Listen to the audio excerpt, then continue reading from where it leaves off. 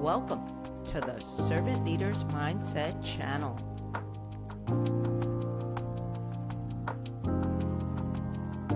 Where we help leaders to grow in wisdom, purpose, self-awareness, and service. Up next. When people feel valued, a lot of different good things happen. Tardiness goes down. People show up on time. And I mean, includes coming back from lunch or their break on time. Calling in sick goes down because lots of times people say, oh, I'm not needed. They're not going to miss me.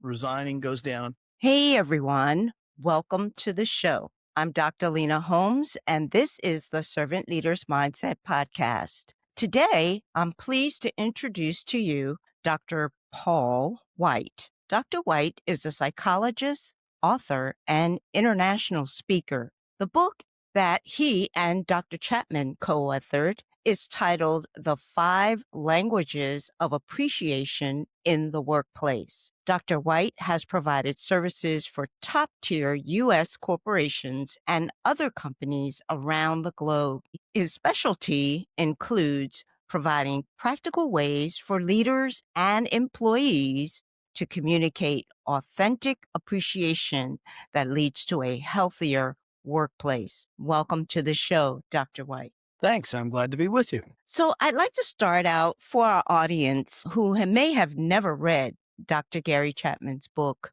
The 5 Love Languages. Can you explain his overall thesis about love, communication, and building stronger relationships among married couples? Sure, I can give a brief summary. Dr. Chapman, who has been a pastor and a marriage therapist for several decades, for about 20 years, took notes in marriage sessions when people identified when they felt loved and when they didn't feel loved by their spouse. And then he went through the information he gathered and came up with the 5 love languages, which are words of affirmation, quality time, acts of service, physical touch, and tangible gifts. And basically the premise is that we each have a primary language that we prefer to be shown love, and that is the most meaningful to us. And that's often not the same as our spouse's primary language. And if we try to communicate love in our language and it doesn't match the language that's important to them,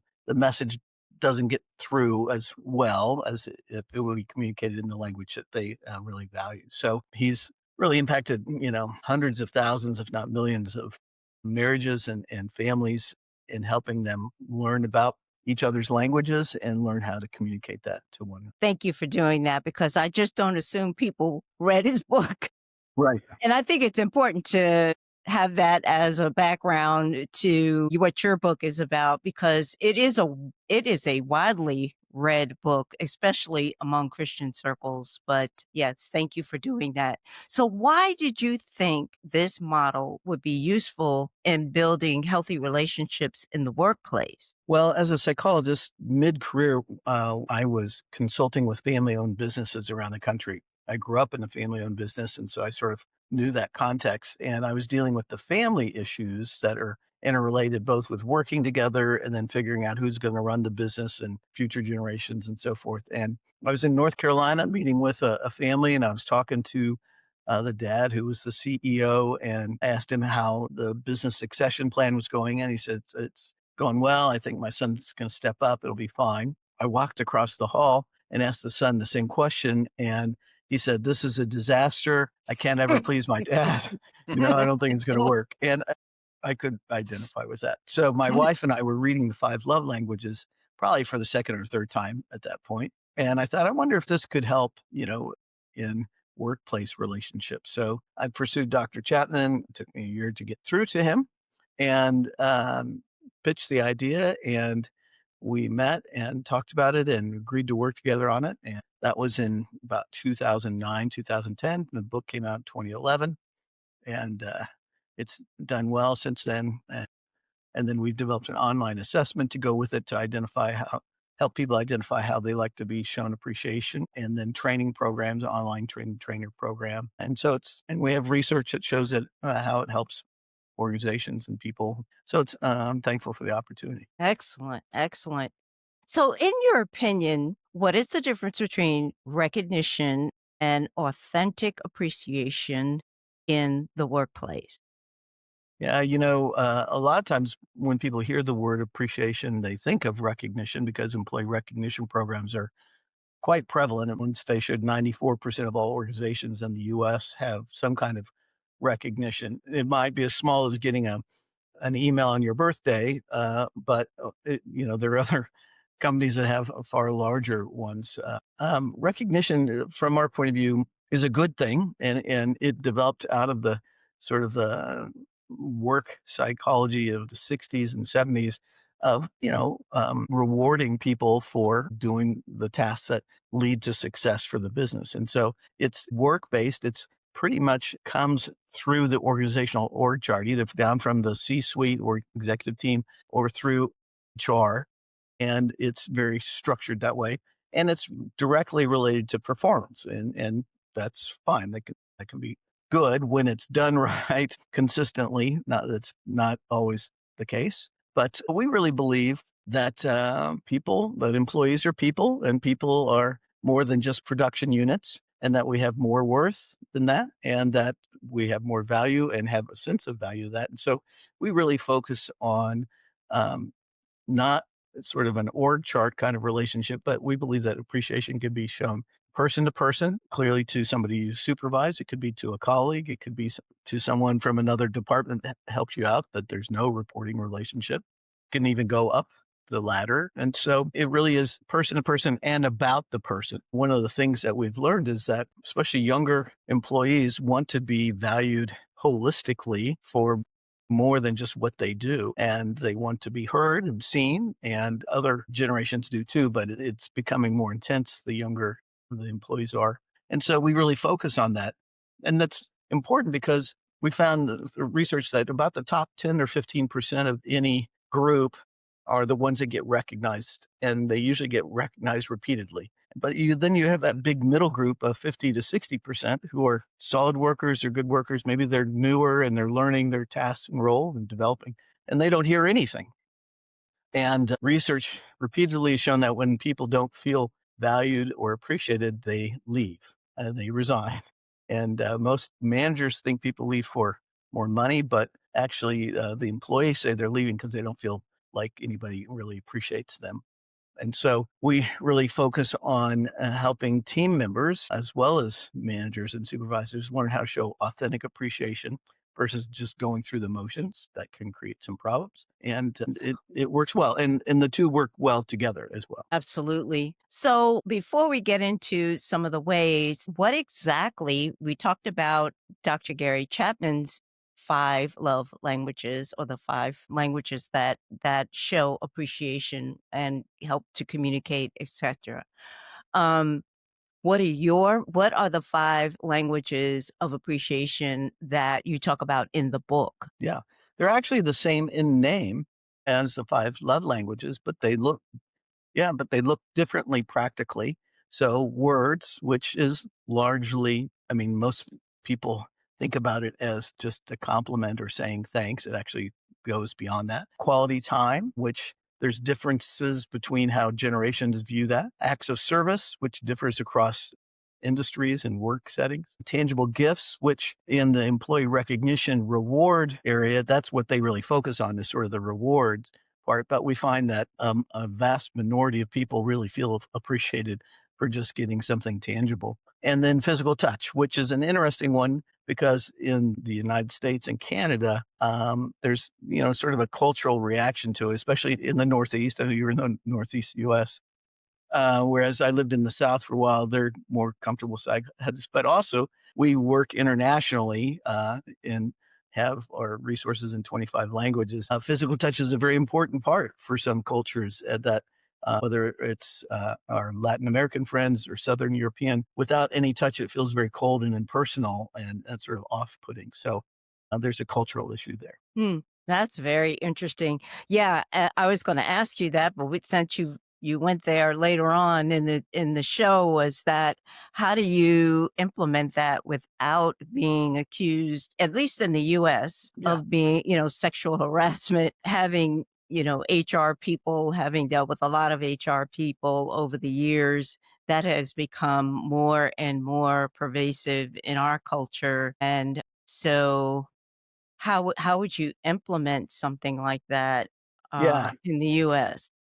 So, yeah, when HR professionals hear about it, they go, "No, we're gonna get sued," and that's sort of their first Mhm. reaction, and that actually doesn't happen, but in the US, and, we've had over 450,000 people take our online assessment, and it's in 9 different languages, but primarily in English. And less than 1% of people in North America choose physical touch as their primary language. And it's really what it is in our culture. It's spontaneous celebration. I mean, it's a high five when you finish a project. It's maybe a fist bump when you solve a problem or a congratulatory handshake. In the South part of the US, they give side hugs a lot. So it's pretty innocuous. But one of the rules that we teach in our training is that the recipient is the one that determines what's appropriate. I was at a speaking engagement in Europe a year or so ago, and a person that was very thankful for the information said, I need to give you a hug." And I sort of thought, well, I sort of need you to not need to give me a hug, but you know, it was fine. But it's that kind of thing where it's really the colleague, not you, who determines whether or not a physical touch is appropriate for. Absolutely, and I think people don't mind if you ask for permission ahead of time. I think, that is a lot more comfortable than someone just springing that on you, Right, right. especially now. And 2, I'm sure COVID has changed that kind of interaction. I know it did in the workplace where in places that I've worked and people that I've done work for, that changed tremendously for COVID after COVID. Yeah, and I think the context is important too, because, if we think about the whole person versus performance, I mean, if somebody just got the news that one of their family members was in an accident or died, it's very normal in most friendships to want to at least put your hand on their shoulder or something like that. So I think we have to broaden the context as well, that it's not just about work. Sure, absolutely. So, what do you think some of the common misconceptions are that you might find in the workplace about people showing appreciation? Yeah, we've actually identified 5 pretty common ones. One is that money is enough for people to feel satisfied and appreciated. And we actually have over 100 years of research that shows that that's not the case, Mm, that money alone and/or other financial benefits really doesn't get the job done as people feeling valued. When you get a raise or maybe a bonus, you feel good and it encourage you for a month or 2, but after that, the day-to-day life of interactions, how people treat you and interact with you really becomes more important. And so we first try to differentiate that just paying people more doesn't get the job done. Secondly, that it's not just from supervisors. One of the things early on we focused on supervisors and managers and training them, but pretty quickly we got feedback that people wanted to know both that their colleagues valued them, but also how to show appreciation or encouragement to their coworkers. And so we train individuals within the teams of how to show appreciation to one another. And then, in our culture, when we hear appreciation, people tend to think about words that, you're saying thanks or you're giving a compliment. Our research, again, with over 400,000 people, shows that if you only use words to show appreciation, you're missing over 50% of the workforce. People choose other languages of appreciation than words as their primary way to be shown appreciation. It is the single largest group. It's 44%. So it's a big group, but that leaves, 56% that, want to be shown appreciation in different ways. And so it's not just given a compliment, especially just publicly. We did some research that about the average 40% of the general workforce don't want to go up in front of a large group to be recognized. That's actually a very anxiety provoking that's interesting. action for them. So, those of us that are more extroverted and like that kind of thing, tend to be the one to design those programs and we're sort of punishing our colleagues at the same time. So that's an issue. And that appreciation and recognition aren't the same. I mean, a lot of because recognition programs are out there, people say, "Oh yeah, well, we have this," but it's really quite different to be shown appreciation in a way that's meaningful to you by a singular person rather than being acknowledged in front of a big group with an award. So Those are some of the misconceptions that people. That's interesting. I guess it depends, like you said, so much on the context. I used to work in higher ed, and a big thing was the Alumni of the Year award, and it was very coveted. Yeah, And so it's interesting that they were interested to know who was going to be that person. And then, of course, we had a magazine and we did it a lot on social media and so on, just letting everyone know who it was and why. So I guess it really depends on the context, like you said. And speaking of context, I'm just wondering, given the rapid growth of AI agents and the growth of people working remotely, and you've done a lot of research on this, so certainly I'd be interested to know because AI is always on my mind yeah. in terms of how it's going to change the workplace so Mm, much, I believe. So, both of which drastically reduce human to human contact. right. How do you think this is gonna have an impact on how people are shown appreciation in the workplace, given those constraints? I'm much. I'm a step behind you on this in that I think AI. I think everybody is. I mean yeah, I mean, in terms of AI, because Yeah, nobody knows. I don't expect some great answer because I don't think anybody knows where AI is going and how it's gonna have an impact. right. But what I do think it is going to happen is it's going to increase the desire for human to human interaction I agree. because it depersonalizes interaction. I mean, I even find it my company, I write blogs and articles and stuff, and they've used AI to sort of take my content and then write new articles from it. Well, that's okay, but it takes out the personal stories and sort of dehumanizes it. I mean, it makes it all very conceptual. But I think the point is that especially both the combination of remote and hybrid workers plus AI really has sort of depersonalized and made the individuals seem less important or seen. And we're social beings. You know, we're born in the context of a family and we're raised that way. There's almost an epidemic of loneliness among adults, and we feel very disconnected. And so that's actually, I mean, sort of the argument for developing a program of appreciation. I mean, some people come to me and said, appreciation used to be a nice to have kind of thing. And now it is a have to have kind of thing because and we've demonstrated it helps you stay connected with your team members at a personal level. And that helps them stay longer. I mean, people don't leave work for more money. They leave because they don't feel connected or valued.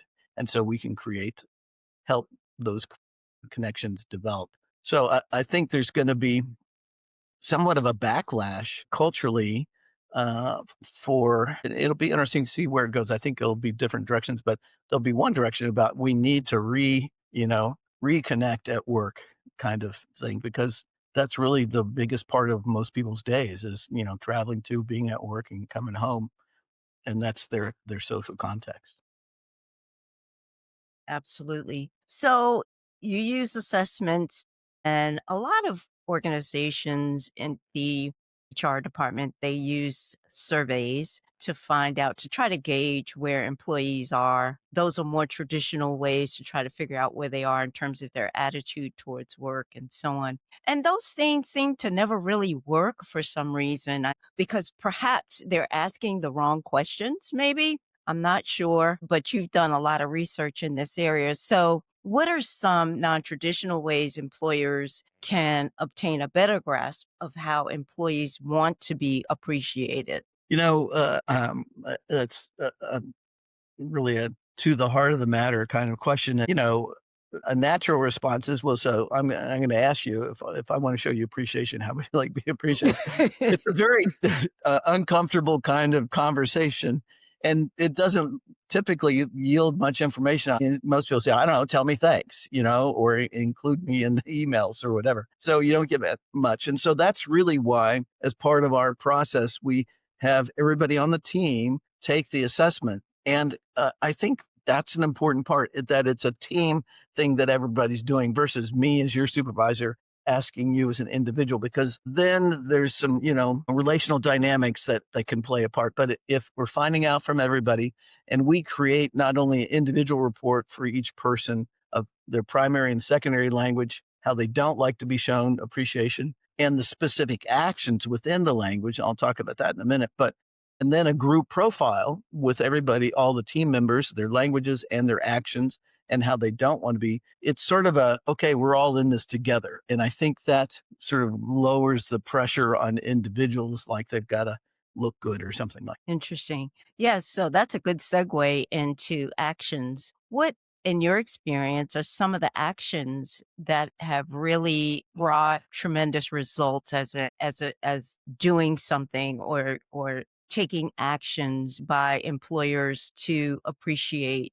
What are some of the things that probably most employers wouldn't have thought about doing to appreciate their employees and vice versa? And also employees appreciating one another. So right. I'm sure, you're going from it from all different aspects of the relationship cycle. Right. So Well, what are some of the unique things that you could perhaps share with our audience that perhaps if someone from a company is listening would be interested more in terms of understanding more about people and how their feeling of being appreciated? yeah. So I don't know, it may seem self-serving or whatever, but the single best thing they can do is to find out how each person wants to be shown appreciation, because, it takes time and effort. And if we take words and, over 50% don't want words. And I worked with a CEO that he wrote handwritten thank you notes at Christmas time to every employee. Well, 50% of those didn't really hit the mark. I mean, so you're wasting time and energy. So I think, and one of the other things, especially about words, is vague comments and compliments mean virtually nothing. I mean, like, we did research and found out one of the things that people don't like to hear is good job. Why? It doesn't not very specific, doesn't take any time or energy to do. It's like, well, okay, yeah, I know that. So we teach a model of using a person's name. We like to hear a name. If you're writing it, spell it correctly. It's not too personal to misspell the person's name. Be specific about something that you value about them and why it's important either to you, to the company, or to the organization. What's the practical impact of that, and teach them a model of being specific about it, really, until you sort of get the data from people. Most people don't mind a personal note or comment, whereas some people don't want to be sort of recognized or praised in front of a group. It's clearly a large group, sometimes not even a small team. Another sort of specific thing we've learned from research is that 26%, so one out of every four people, choose quality time as their primary language of appreciation. But there's really some generational differences. Those of us that are older, quality time, we sort of, maybe we're acculturated. It was time with our manager or supervisor, getting their focused attention, either that where we could communicate something that we've observed or learned, or getting input from them. But for younger workers, that's gone way down. In fact, I tell managers that we're training, I say, just because a team member has quality time as their language doesn't mean they want time with you. Okay. You may be wonderful. You may be great, but they want to hang out with their peers. And we see a trend that the younger the employee is, Gen Z, it's now to about 36 to 38% choose quality time versus 26 for the rest of the groups. So that leads to, having going out to lunch together, or having lunch brought in and eating together, or going out afterwards, or sometimes it's working together on a project that they like to do that. So it's both, that's important. And then to find out what the specific action is. And in acts of service, it's really important to find out what the action is, because what you find is that what people want to be valued for and what their supervisor or colleague maybe sees and values them for doing are often two different things. And so they may be praised for getting their report done on time, when what they're really proud of is there are no errors in that report. Mm. They did it accurately. And so it's like, well, they missed the whole why, for what I want to be appreciated. So acts of service is an important one. And it's important because there's this group, it's about 20% of the workforce they sort of live by, don't tell me you care or support me, but show me that words are cheap. They've sort of developed, I mean, had a history of not believing people. And so it's really important to support them. And often it's in sort of two common contexts for acts of service. One is either that they're working on a time deadline, they have to get something done, and what's something that you could do to help them out, either if they delegate part of it to you, or you copy stuff for their presentation, or maybe you answer the phone in their emails today so they can stay focused on the project. So there's that kind. And then there's the other kind more in the service industry where, you know, five people show up at the check-in desk at the dentist, and, you know, the receptionist are overwhelmed. Maybe the office manager can step in and help out and deal with that. And then tangible gifts, it's really about the person. It's not about the value. This is where it is the thought that counts rather than the amount of money spent on it. And in fact, it could be free and be valuable. So it could be as simple as their favorite kind of coffee that you bring in the morning, or maybe they're going to plant a container garden this spring on their apartment porch or whatever, and you get them a magazine about that, or you have some information. Or it could be they're going to start coaching their kids' soccer team, and a good website that has some good training videos, and you give that to them. It's about them, that you get to know them as a person and are responding to that. It's really not only the language, but then getting to the specifics within that language. Well, I have a question in terms of, because I'm thinking about this too, also from a perspective of spending a large part of my career in nonprofit organizations, and we were always trying to figure out how to appreciate the people who volunteer their time and Right, give large amounts of money. right, And so I find it interesting in terms of what you're saying, because like you said, it is really a personal thing. And of course, we keep lots of records and information online about them, but also how do you can implement that at certain times of the year. So you have a huge team that you're trying to appease or make them feel appreciated. How right. do you and it's all customized, Yeah, right. right? So my question to you is, you have to pick certain times of the year in which you do that, or certain specific times that you're doing that on a consistent basis. How do you track, if you have a large team or you have a large staff, how do you track all that information to make sure that you're hitting those cylinders, if you will? Yeah.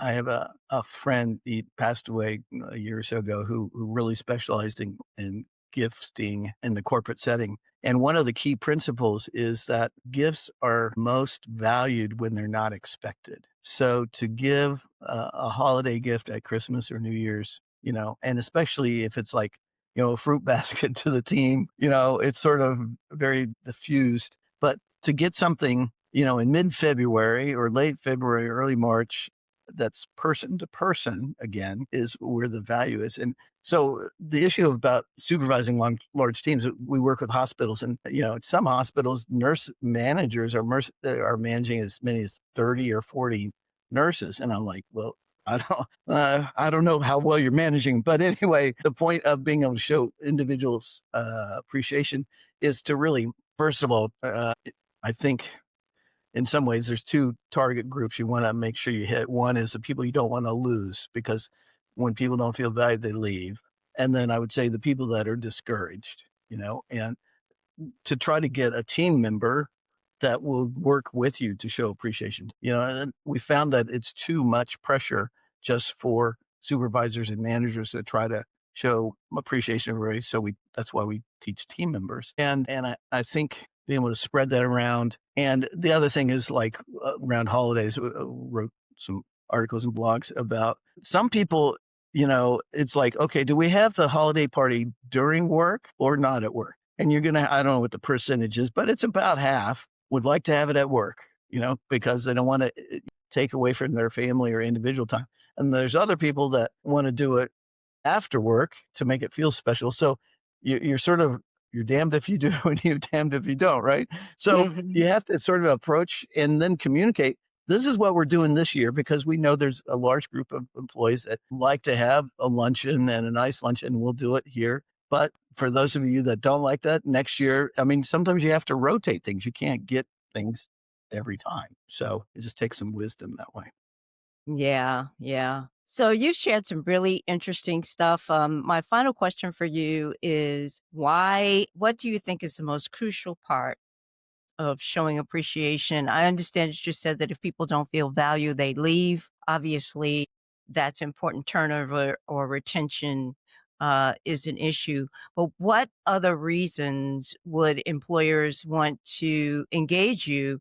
My question to you is what is the biggest value to an employer to investigate how people envision themselves or being appreciated? How would they like to be appreciated in the Sure. workplace? Well, two parts of that. One is historically, I grew up professionally in the not for profit social service world, and people there work hard, give their lives, and they don't get much back. And they're not paid as well as they should be, I think. And so it was important to me to develop resources that were easily accessed and low cost. And so our assessments are, I think, probably the lowest in the marketplace of any kind of HR related kind of thing and our group reports. And then we created an online train the trainer program. So instead of having to bring in a professional to do it, you can have a team member for $1,000 get trained, and then they can run and have videos and handouts and a facilitator's guide and run a half day training multiple times with multiple people throughout the organization so that it's cost effective. But what happens is that when people feel valued, a lot of different good things happen. I mean, tardiness goes down, people show up on time. And I mean, includes coming back from lunch or their break on time. That calling in sick goes down because lots of times people say, oh, I'm not needed. They're not going to miss me. People resigning goes down, but also employee satisfaction goes up. There's less conflict over stupid little things. When people don't feel valued, they're sort of more chippy. They're more easily offended. And it's like, well, they get to sit by a window or she's got a larger monitor than I mean, stupid little things that otherwise wouldn't matter. And those sort of fall away. Also, customer ratings go up because Hmm, when your customers or clients are interacting with staff, if the staff don't feel valued, one of the things that we know goes down is creative problem solving goes down. hmm. Creative problem solving takes effort and time, and if you think nobody's going to care or notice, why do it? And just and the overall staff morale, and actually, managers enjoy their work more when the staff below them feels appreciated because they're not having to deal with all the headaches. They're able to stay on task with the mission. So really good things happen within the organization that I use the example of oil in a like an engine. That appreciation's like oil that it goes between the parts that are working together. It reduces friction, it reduces heat, it takes less energy for the motion to happen and good results happen. Very well said. Well, Dr. White, thank you so much for taking the time to be a guest on the show. You shared some very valuable information with our audience. And if someone wants to either purchase your book or learn more about what you do, take an assessment, whatever it is, or an employer out there that's interested in engaging you, what is the best way for them to reach out to you?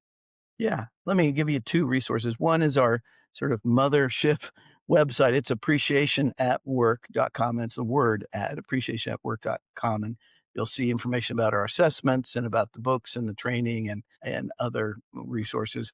But also, I mean, I'd like to offer to your listeners, if they'll email me at Paul, Paul, at drpaulwhite.com, I'll send them a sample report, sample group report, an article that was written about us in the New York Times that sort of demonstrates what's going on and some information about our training and uh, get that to them. And that way they can get right to the heart of the matter and determine if it'd be helpful for them. Excellent. We appreciate you coming on the show and thank you again. You bet. My pleasure.